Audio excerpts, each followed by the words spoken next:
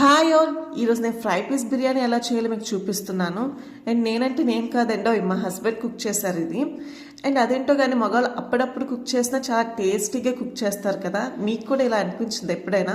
ఈ రెసిపీ కూడా మా హస్బెండ్ ఫస్ట్ టైం ట్రై చేయడం చాలా అంటే చాలా టేస్టీగా చేశారు.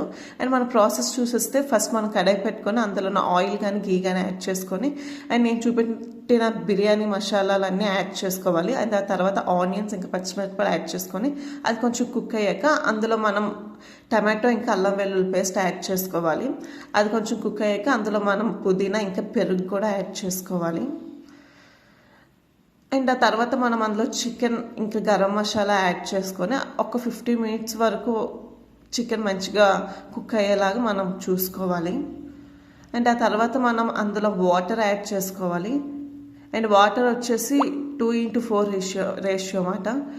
2 గ్లాస్ రైస్ అయితే 4 గ్లాస్ వాటర్ యాడ్ చేసుకున్నా. అండ్ ఆ తర్వాత మనం ఆ చికెన్ సపరేట్ చేసుకోవాలి, ఓన్లీ చికెన్ మాత్రమే. అండ్ ఆ తర్వాత మనం రైస్ యాడ్ చేసుకొని కొంచెం కొత్తిమీర పైన యాడ్ చేసుకొని ఒక 15 minutes పాటు కుక్ అవనిస్తే మీడియం టు లో ఫ్లేమ్లో. అండ్ మన రైస్ అయితే రెడీ అయిపోతుంది. చాలా అంటే చాలా బాగా వచ్చింది. అండ్ ఆ తర్వాత మనం ఇప్పుడు ఫ్రై పీస్ బిర్యానీకి కడాయి పెట్టుకొని అందులో ఆయిల్ ఇంకా ఆనియన్స్ యాడ్ చేసుకోవాలి.